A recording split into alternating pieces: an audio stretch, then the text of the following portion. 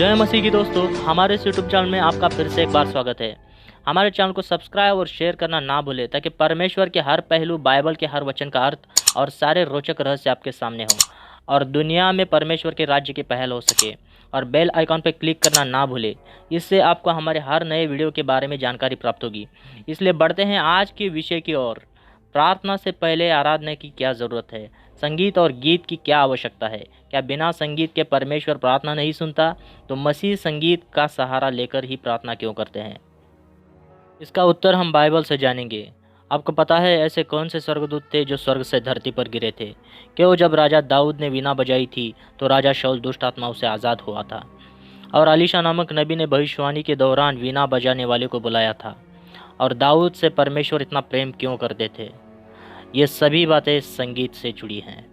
यह अध्याय 14 और उसकी 12वें आयत में लिखा है, हे भोर के चमकने वाले तारे, तो आकाश से कैसे गिर पड़ा? ये भोर का चमकने वाला तारा कौन था? ये भोर का चमकने वाला तारा और कोई नहीं बल्कि लूसीफर था।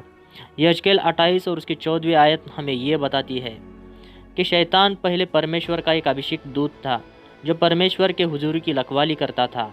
यहेजकेल 28 और उसकी 13वीं आयत में लिखा है, जब परमेश्वर ने लूसीफर को बनाया था तो उसने डफ और बांसुरी उसी के अंदर बनाई और लूसीफर स्वर्ग में परमेश्वर की आराधना का स्वर्गदूत बना और स्वर्ग में वर्शिप लीडर बना, मतलब आराधना कराने वाला मुख्य आराधी।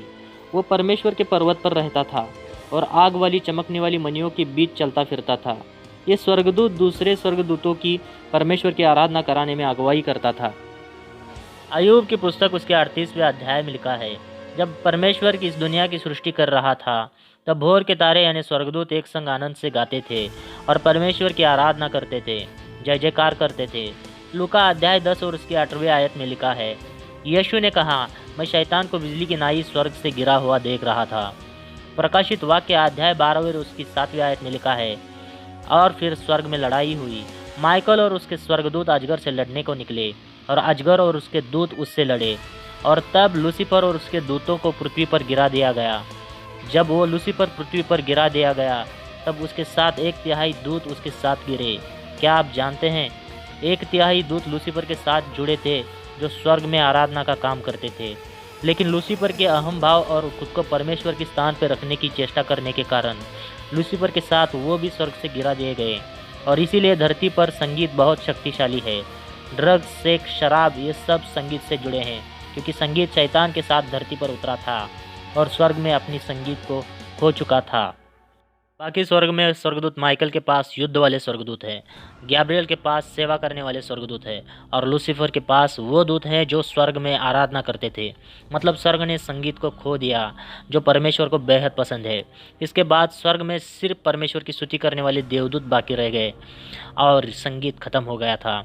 ये बात लूका अध्याय 2 उसके 13वें आयत में लिखा है, स्वर्ग में स्वर्गदूतों का दल परमेश्वर की स्तुति करते हुए और ये कहते हुए दिखाई दिया कि आकाश में परमेश्वर की महिमा और पृथ्वी पर उन मनुष्यों में जिनसे वो प्रसन्न है वो शांति हो। प्रकाशित वाक्य 4 और उसकी 8वीं आयत में लिखा है कि स्वर्गदूत बिना विश्राम कहते रहते हैं कि पवित्र पवित्र पवित्र प्रभु परमेश्वर सर्वशक्तिमान, जो था, जो है और जो रहेगा। यही नहीं, प्रकाशित वाक्य 5 और उसके 11 में लिखा है कि परमेश्वर के सिंहासन के आसपास स्वर्गदूत ऊंचे शब्दों में कहते रहते हैं, वध किया हुआ मेमना ही सामर्थ्य और धन और ज्ञान और शक्ति और आदर और महिमा और धन्यवाद के योग्य है। प्रकाशित वाक्य अध्याय 7 और उसके 11 में लिखा है, और सारे स्वर्गदूत परमेश्वर के सिंहासन के और मुंह के बल गिर पड़े और दंडवत करने लगे और स्तुति करने लगे, कहने लगे कि आमीन, हमारे परमेश्वर की महिमा, आदर और सामर्थ्य और शक्ति युगानुयुग बनी रहे। स्वर्ग में सिर्फ अब स्तुति बाकी रह गई है और संगीत धरती पर उतरा है। इसलिए जब राजा दाऊद ने पहली बार वीणा बजाई थी जिसे राजा शाऊल प्रेत आत्माओं से छुड़ाया गया था, क्या आप जानते हैं राजा दाऊद ने व्यवस्था के अनुसार बर्शेबा के साथ पाप किया था, तब उसे परमेश्वर का तीव्र कोप झेला जाना था। जब उसने उरिया को मरवाया तब भी व्यवस्था के अनुसार दाऊद को पथराव से मार देना था। अगर आप ध्यान दें, दाऊद ने जब पश्चाताप किया तब उसने सिर्फ बोल के पश्चाताप नहीं किया, उसने वीणा बजाते हुए गीत गाकर पश्चाताप किया, जिससे परमेश्वर के क्रोध को शांति मिली। जब आप गाते हैं तब आप परमेश्वर के ध्यान को आकर्षित करते हैं। परमेश्वर दाऊद को इतना प्रेम इसलिए करते थे क्योंकि दाऊद ने उस चीज़ों को बहाल किया था जो चीज़ परमेश्वर को पसंद थी, और जो अब स्वर्ग में मौजूद नहीं है।